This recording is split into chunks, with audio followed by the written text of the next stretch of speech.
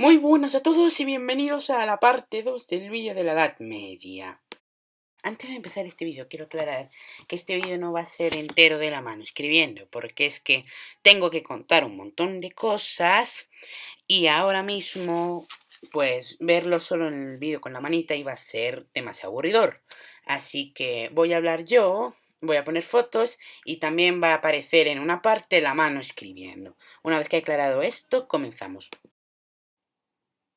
Las cruzadas. ¿Recordáis a Justiniano, el tío del Imperio Bizantino? Pues bien, tras su muerte el imperio tuvo una turbulenta historia. El imperio pasó de ser esto a ser esto. Durante el siglo X tuvieron broncas con el recién creado imperio búlgaro, durante la dinastía macedónica. Basilio II, que es este tío que estáis viendo aquí, el último gran soberano macedónico, logró anexionarse Bulgaria tras una cruel guerra. La muerte de Basilio en 1025 abrió un periodo de decadencia y todos se estuvieron matando por el poder, hasta que la dinastía de los Comneno llegó a dicho poder. Pero no todo fueron rositas. A esta dinastía también se le vino un peligro muy gordo. Desde el 1057 los bizantinos se enfrentaron a los turcos selyúcidas, unos jinetes nómadas procedentes del Turquestán, que lograron levantar este cacho imperio que está aquí. Los selyúcidas tomaron Bagdad en 1055, aprovechando la desintegración del califato abasí. El califato abasí se había desintegrado en diversos reinos musulmanes, entre los que destacan el sultanato buíyida, el califato fatimí y los pequeños sultanatos de Alepo y Mosul. En 1057, los selyúcidas se enfrentaron al imperio bizantino en sus fronteras orientales. Y en 1081 el ejército bizantino fue totalmente derrotado en Armenia. Y toda la zona del Cáucaso y Asia Menor, aparte del esfuerzo de Basilio II por conquistarla, pasaron a poder turco.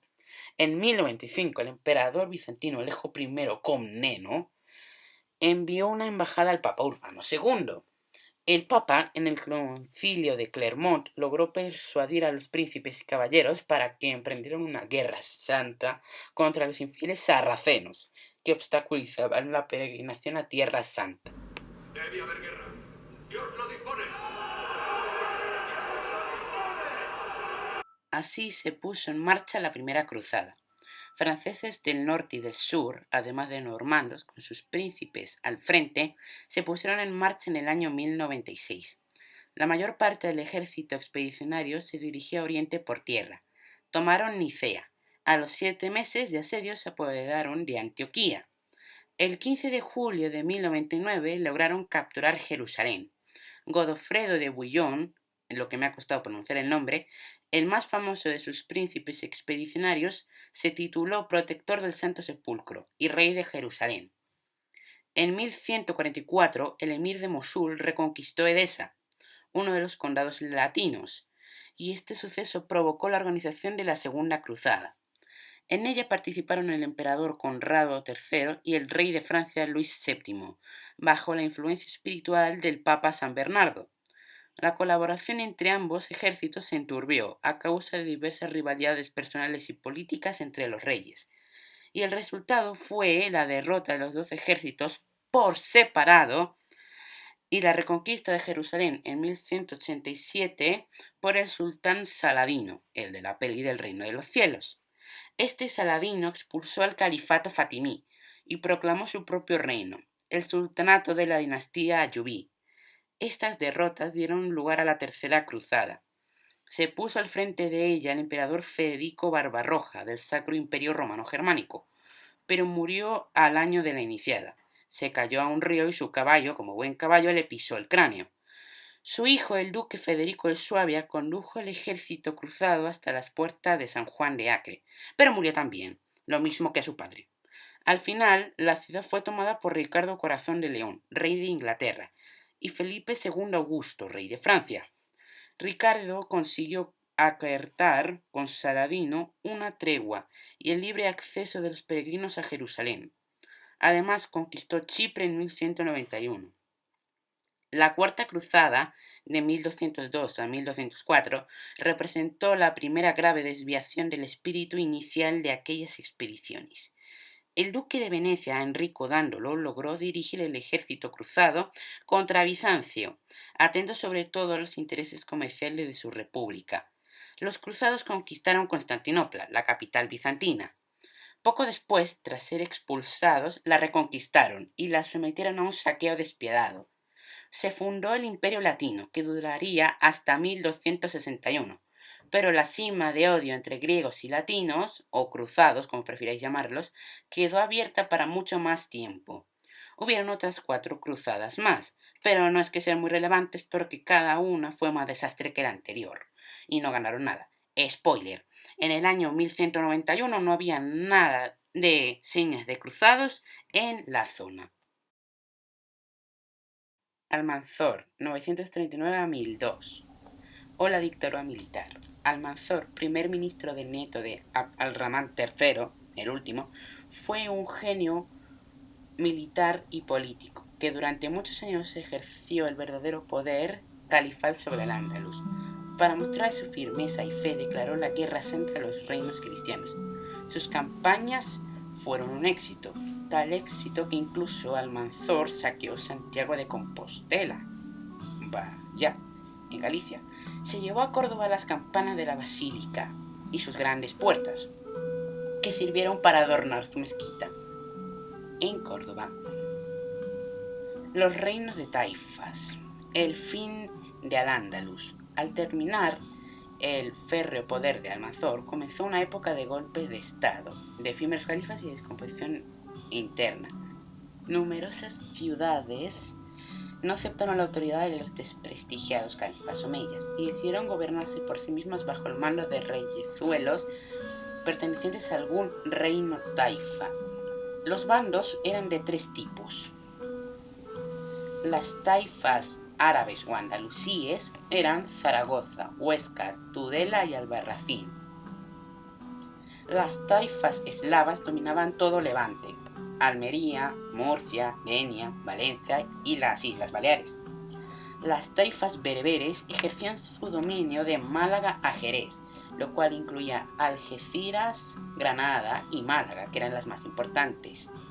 Con la desintegración del califato, los reinos cristianos empezaron a ganar mucho terreno. Algunos reyes de las taifas bereberes pidieron ayuda a los almorávides de África. No tenían ni idea de lo que venía. He aquí una foto de los distintos reinos de taifas, para que os hagáis una idea. Los almorávides eran bereberes nómadas del desierto, guerreros acostumbrados al pillaje, o sea, a asaltar caravanas, y ansiosos por llevar a cabo la Guerra Santa. Las refinadas y cultas taifas andaluzas veían a los almorávides como rudos y fanáticos bárbaros, pero les pudo más la necesidad y acudieron a ellos en busca de ayuda. La intervención de los almorávides provocó la ruina definitiva de los reinos de taifas, pero hizo renacer el Islam en España. Este fue uno de los escasos momentos en el que a ambos lados del Mediterráneo se unió el poder islámico, después de vencer a los castellanos en la batalla de Sagrajas de 1086. Al principio, la población andaluza los acogió favorablemente, porque los almorávides no les hacían pagar más impuestos de los que mandaba el Corán. Los almorávides eran austeros y piadosos, justo lo contrario de la impiedad y el lujo que imperaban en los reinos de taifas. Desde el año 1086, los almorávides consiguieron detener la expansión de los reinos cristianos. Pero un nuevo movimiento, nacido en las montañas del Atlas, es una cordillera africana, comenzó a rebelarse contra el poder almorávide, los almohades. Los almohades. En las montañas del Atlas, el pueblo almohade había iniciado su rebeldía contra los almorávides de Marruecos y Fez, con un éxito rotundo. Les consideraban a estos como infieles. Para un musulmán, cualquier alejamiento de la doctrina del Islam era castigado con la muerte. Así que no solo declararon la guerra santa contra los almorávides africanos, sino también contra los de Al-Ándalus. Los almorávides no habían tardado mucho en perder sus austeras costumbres en las ciudades andaluzas. Seducidos por la civilización, ya no eran tan intrigantes en materia religiosa. El lujo y la buena vida les hizo olvidarse de sus afanes guerreros. Además, fueron incapaces de gobernar con eficacia. La carestía de la vida y la crisis mercantil e industrial se hacía sentir en las ciudades hispano-musulmanas. Así se inició la rebelión hispano-musulmana contra los almorávides, comenzando un periodo de segundas taifas o bandas enfrentadas. Cuando los almohades habían conquistado Marruecos y había muerto el último emir almorávide, España estaba dividida en dos partidos: el bereber o almohade, que se consideraba legítimo heredero de los almorávides, y el andalusí o español, que se alió con los reyes cristianos. El poder almohade se inició con la victoria sobre los cristianos en Alarcos, de 1195, y terminó con la coalición de todos los reyes cristianos, que, unidos contra ellos, los vencieron en la batalla de las Navas de Tolosa, en el año 1212. La batalla de las Navas fue el último acto de solidaridad entre los reyes cristianos. El poder de los califas almohades duró desde el año 1121 a 1213. En los años que se sucedieron desde la batalla de las Navas de Tolosa, la reconquista durante todo el siglo XIII tomó un gran impulso. Granada, el reino nazarita, quedó sin conquistar, aunque tenía que pagar a Castilla un importante tributo anual. La reconquista por el sur de España se detuvo allí, hasta que Granada fue tomada por los reyes católicos en 1492. La reconquista durante los siglos XI y XII.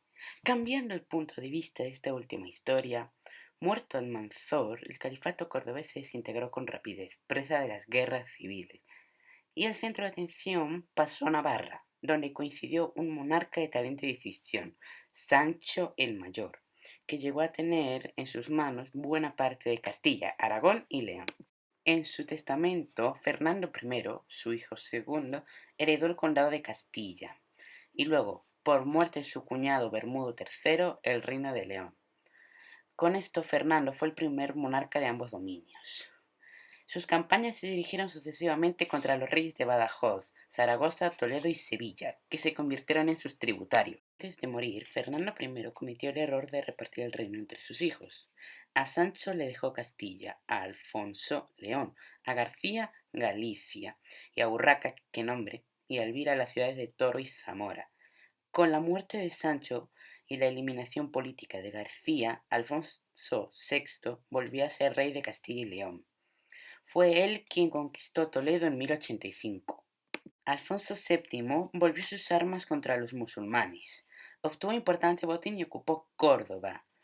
En 1147 llevó a cabo otra expedición y conquistó Almería, hecho más glorioso de su reinado, y en el que colaboraron el conde Ramón Berenguer IV de Cataluña y el rey navarro García Ramírez.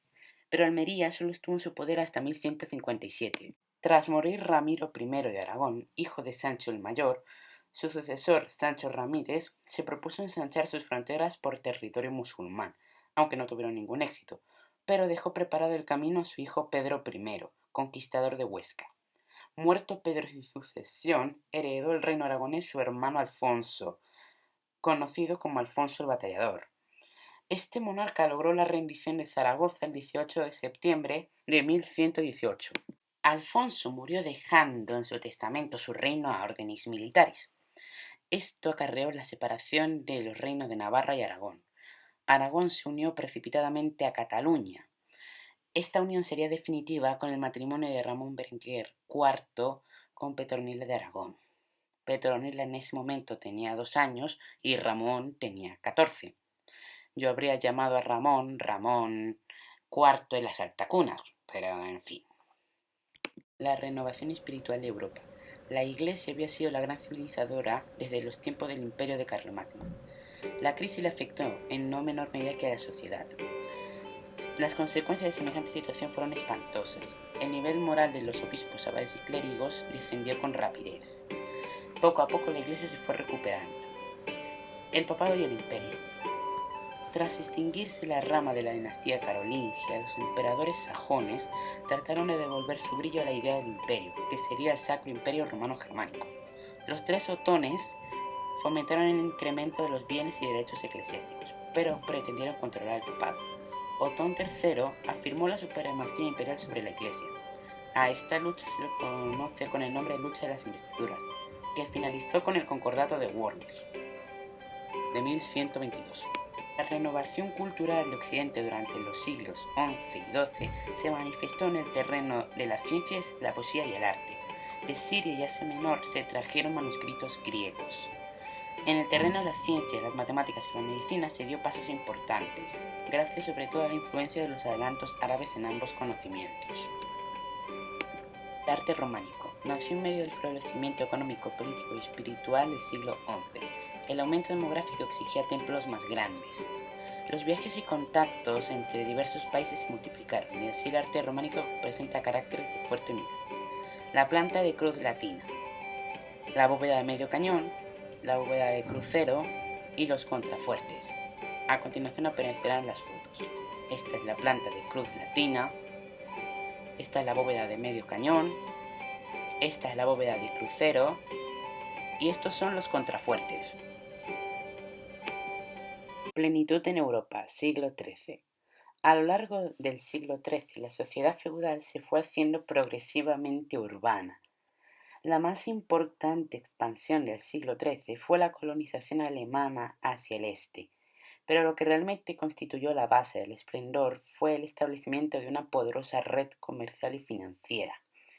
Las ciudades italianas se adelantaron a los comerciantes del norte en las técnicas financieras. Los puertos de Venecia y Génova, entre otros, extendieron sus relaciones comerciales hacia el oriente y por todo el Mediterráneo, atreviéndose incluso a bordear la península ibérica hacia el norte. El auge urbano y burgués. El florecimiento urbano fue acompañado de la aparición de una nueva clase social, la burguesía. Integrada por artesanos ricos y por mercaderes, dirigió la vía de las ciudades. La burguesía aspiró pronto a independizarse del poder del señor feudal, para asegurar su propia independencia económica. A partir del siglo XIII, los representantes de las ciudades son llamados a participar en reuniones extraordinarias de los consejos reales. Así nacieron las asambleas nacionales. Los reinos hispánicos en el siglo XIII. Aragón y Cataluña se unieron definitivamente tras la boda de Petronila de Aragón con el conde de Barcelona Ramón IV Las Altacunas. El siglo XIII se inauguró con un acontecimiento sensacional, la victoria de las Navas de Tolosa, de 1212. Jaime I de Aragón. Hacía tiempo que los catalanes intentaban dominar el archipiélago balear, sin éxito. El rey Jaime decidió preparar la conquista de Mallorca en el año 1229. La resistencia de los musulmanes hizo que la conquista completa de la isla tardara un año. En años sucesivos se conquistaron las siguientes islas. Terminada la conquista de Mallorca, el 17 de diciembre de 1232 se decidió la expedición al reino valenciano. El rey Abu Yezed, destronado por un competidor, buscó refugio en Aragón y le dio a Jaime la entrega del reino.